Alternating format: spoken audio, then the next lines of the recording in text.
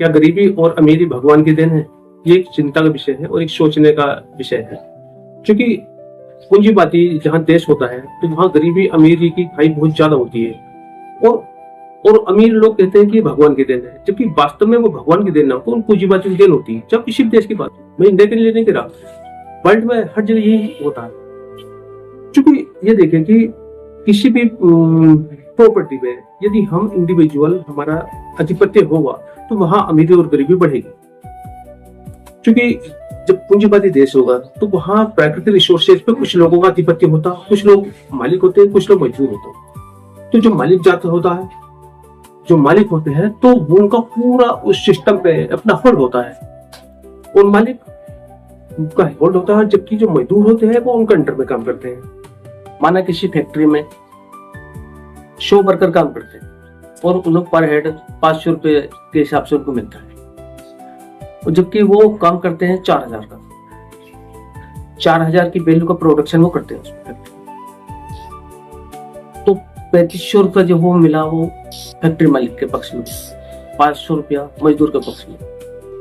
अब चूंकि वो 100 मजदूर काम करते हैं तो 100 की और 3500 गुणा करके देखें तो 3,50,000 रुपया एक शिफ्ट में जो है फैक्ट्री मालिक के पक्ष में, जबकि मजदूर के पास कितना है, सिर्फ 500 रुपया पड़ेगा। अब ये 3 शिफ्ट में फैक्ट्री चलेगी 8-8 घंटे के हिसाब से।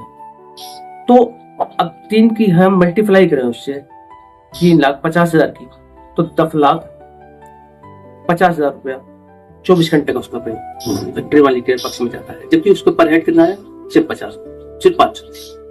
क्योंकि फैक्ट्री मालिक को जो होता है वो मजदूर से गुणात्मक रूप में फायदा होता है। जितने मजदूर होंगे उतना उसको ज्यादा उसका गुणात्मक रूप में उसका फायदा होगा।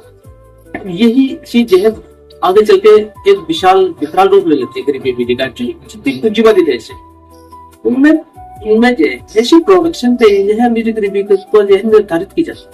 उस गरीब होगा आदमी या अमीर होगा, ये पूंजीवादी देश में प्रोडक्शन पर डिपेंड। जो प्रोडक्शन किसका होता है, वो फैक्ट्री मालिक का, उसमें उसका कोई हस्तक्षेप नहीं होता, उसमें उसका कोई साझेदारी नहीं, जबकि उसमें उसकी साझेदारी होनी चाहिए, उसके प्रोडक्शन में उसके शेयर होना चाहिए उसका प्रोडक्शन। लेकिन ऐसा होता नहीं है।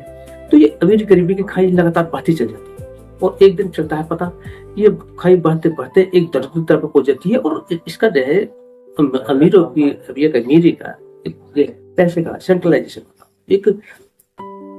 एक कुछ गिने चुने लोगों के हाथ में वो पैसा पूंजी पहुंच जाते हैं और सारे लोग, फिर अधिकतर लोग देश के दिल पहुंच जाते हैं। होता चला जाए। तो यदि अमीर व्यक्ति गरीब को ये चल जा पता है कि ये तो सिस्टम की देन है, तो वो आवाज उठाएंगे अपने अधिकारों की लड़ाई लड़ेंगे, अपने अधिकारों के लिए हक के लिए खड़े होंगे। तो वो कहते हैं कि ये भगवान की देन। अब एक बात और देखिएगा,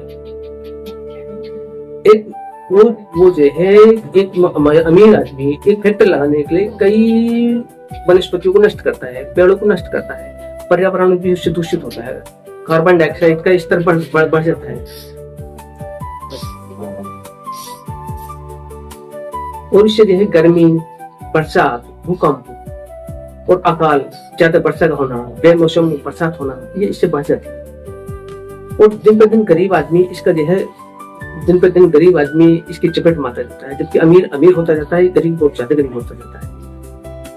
तो मार्क्स ने पहले ही बताया था कि ये सिस्टम को यदि हमें गरीबी अमीरी को खत्म करना है तो सरकार का आधिपत्य होना चाहिए। यहाँ के सारे रिसोर्सेज पे, प्राकृतिक रिसोर्सेज पे सरकार का अपना आधिपत्य होना चाहिए, उसके हाथ में ये कंट्रोल में होना चाहिए, न कि व्यक्तिगत रूप से किसी आदमी को उसको सौंपा जाए।